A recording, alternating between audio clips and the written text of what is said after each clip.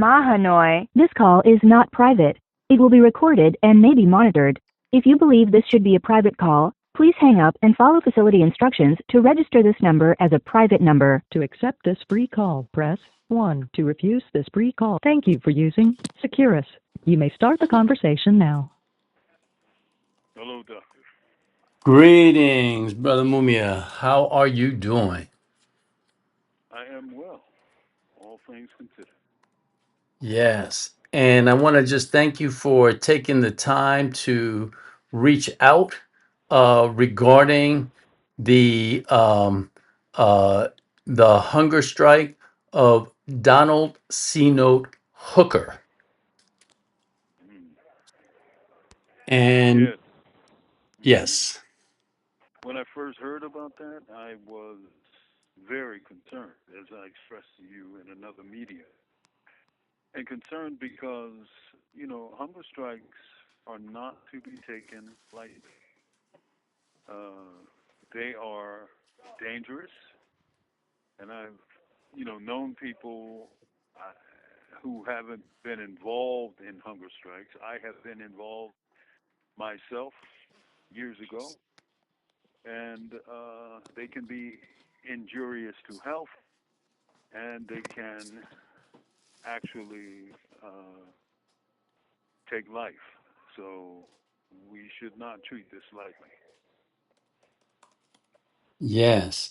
And I want to just cue up our um, uh, our audience, because I'm seeking to have this publicly posted regarding the case of Donald Sino Hooker, who has now been imprisoned for 28 years Mm. for what was his assertion of his innocence back in LA County, in which he said a knife was planted on him and he was accused of wielding it against a homeless person 28 years ago. He asserted his rights of self defense, wanted a speedy trial, represented himself, and went through trials Wow.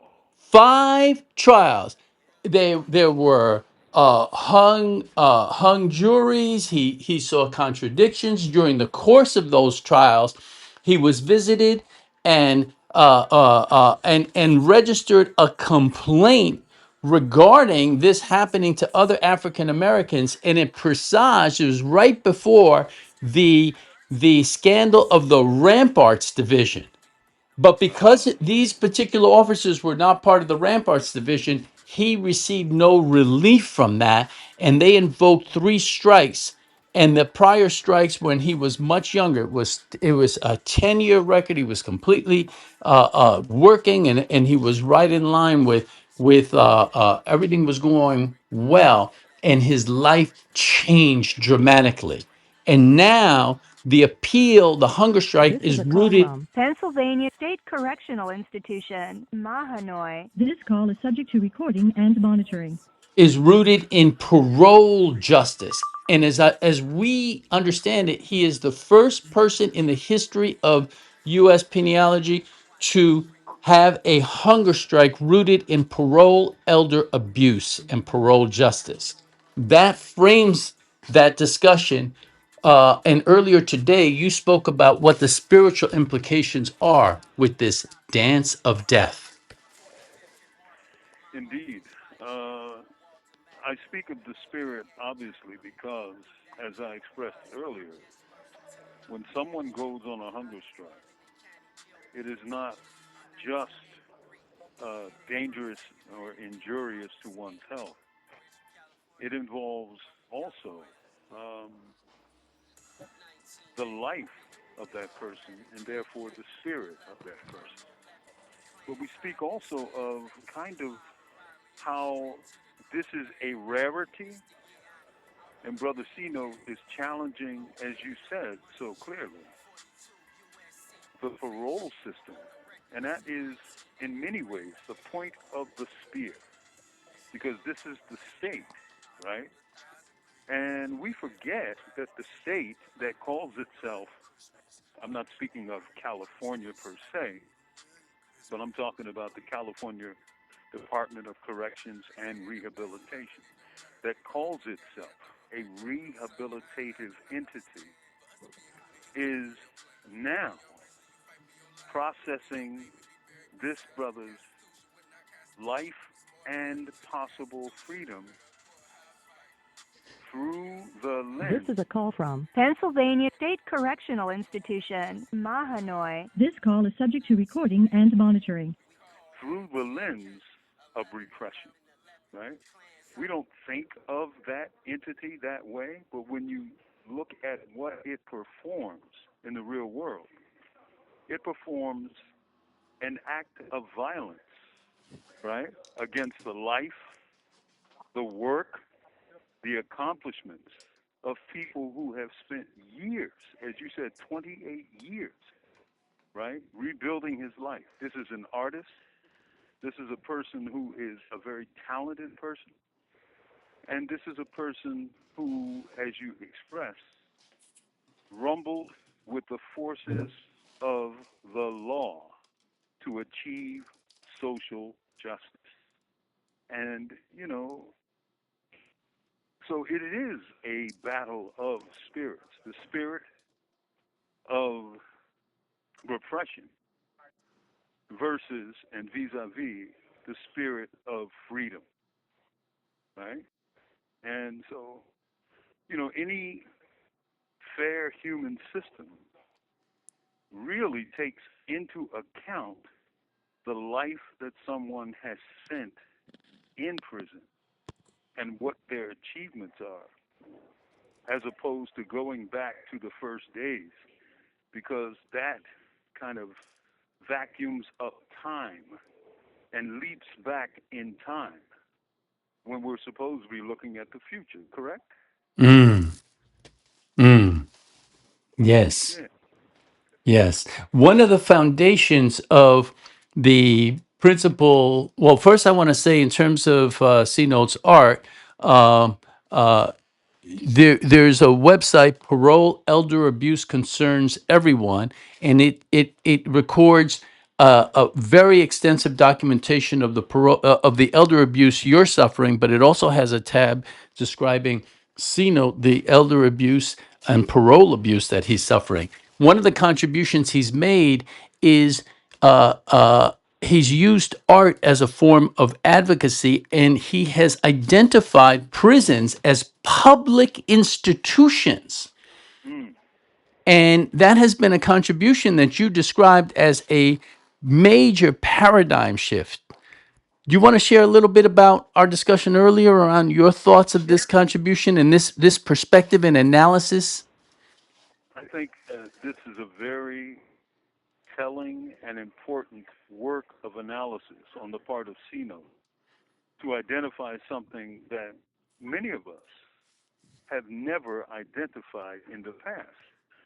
I said, when we think of public, what do we think of? We think of public schools. We think of public education. We think of public health clinics, right? And that's a normal way of thinking about it, right? Because these are public facilities that provide a public service, education, health, and so forth. We rarely, if ever, think of prisons as public entities, but that's what they are. You know, millions and indeed billions of dollars are spent on prisons, and that money comes from where? The public, their taxes, right? And one would think, therefore, that it should be open and accountable to the public, to the people, right? And who is served by this denial of fundamental rights to Brother Sino, right? Who is served? The public or the government institution that claims to behave and respond to the needs of the public? you know. And we have to begin thinking, I think, as C-Note has directed us and explained, thinking in new ways, thinking in new terms. And we must accept that this is a public entity and therefore answerable to the people, you see. So good on C-Note for analyzing that connection that most of us, I think, have never really thought about.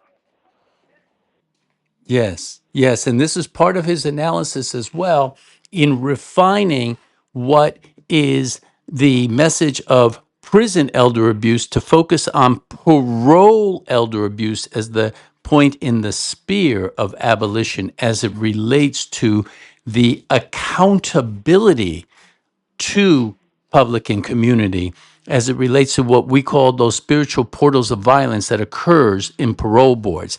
One interesting statistic is that within the state of California, with Prop 57, they do have special provisions for nonviolent parole, and even the nonviolent parole, you find that the rates of release are still relatively low, less than 25%.